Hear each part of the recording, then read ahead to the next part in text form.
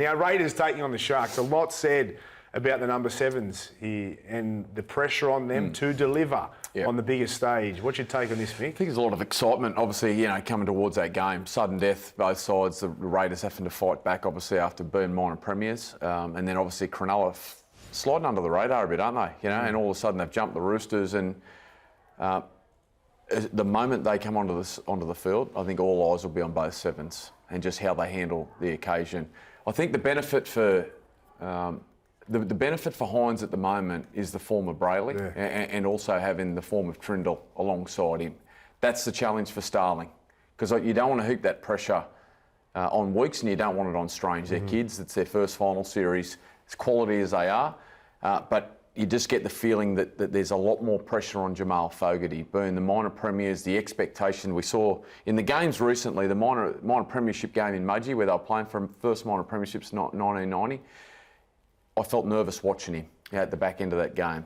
Saw it again the other day. Whether it's the goal kicking, whether it's the moments, and last night you were exactly right. The moments you spoke about with Craig Gower and Rennie about where to set up for field goals, they didn't get that right. But at the same time, he needs to take some ownership of that and be a little more demanding to his teammates. That once they got it wrong once, they couldn't get it wrong twice. And so, I think there's enormous pressure. I like his steely confidence at the moment. I like that. The Sharks have all got that at the moment. When I look at both of these sides, for me, their number 7s aren't their standout players, but all the scrutiny will go on to them. I think of the Sharks and who their standouts will be. I think it's Brayley and Trindle, Adam Fanua-Blake, Toby Rudolph in the middle. I want to look at Canberra. It's arguably their 2 front rowers. Starling out a dummy half has been fantastic. Hudson Young, their forwards, and their youthful outside backs. I don't look at those 2 number 7s as being the stars, but they face the most pressure. I felt really sorry for Jamal in the dying moments there in the not the golden point, but the extra time. That a great opportunity for 2 forwards to set up for a field goal, for him to have that chance. Instead, Patty throws that intercept. But whichever way the game goes, both of those 2 guys are going to be under the spotlight. But knowing that he does have the pressure on him, how does he deal with it? How does he recover from that? Because those 2 moments you talk about where the forwards have let him down, is it his job to make sure they run the right line and get set up? And how does he pick himself up? Because the pressure... we spoke about it during the week. He did. He conceded he hadn't owned those big moments. How does he fix that under these circumstances? That's what separates the good from the great, right? You think back to the conversations. It has to happen beforehand, and you have to be really direct with exactly, and that has to be practiced. And I'm sure it is. I'm sure it has been. But at the same time, when you're on the field, that language around where you need to get to, because you know who you're going to. And you know where he's most comfortable taking his field goal shots from. So that's where Starling plays a vital role. That, if I'm looking at both games, both dummy halves, Brayley's got that calmness about him. He's got that mindset.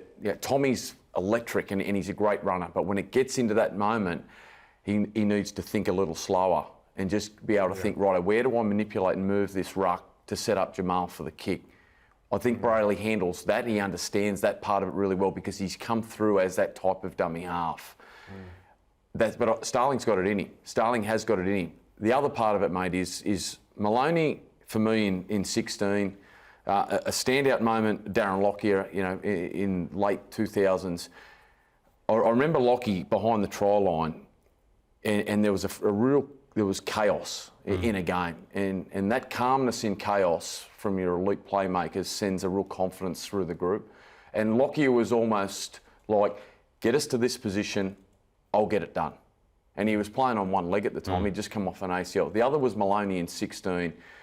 Will Chambers, I think, scores in the grand final. Everything was chaotic. And there was some conversation from key leaders around what we needed to do and what we needed to get back to doing. And then Maloney had a real confidence about him, about, boys, we need to do this. We get this done, I'll get it done.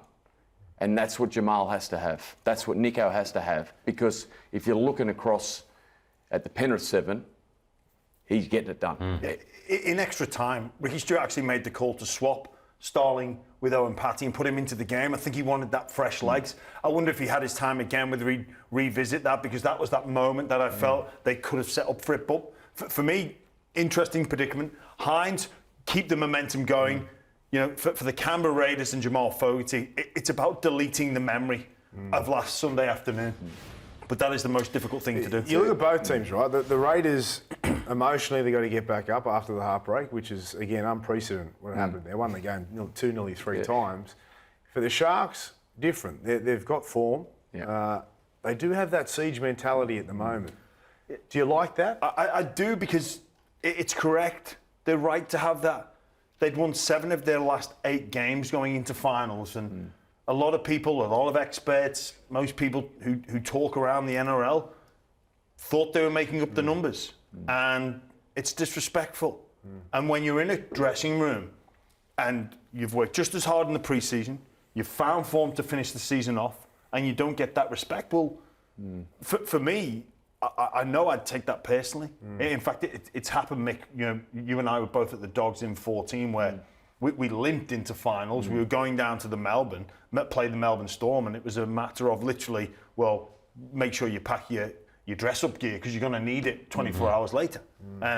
And we took down the attitude of, no, we're here, we're disrespected, and we earned that respect back. I think it's that fight or flight situation. I find the Sharks are in that right now, and they don't need to manufacture that storyline, because it's there in plain sight for everybody to see.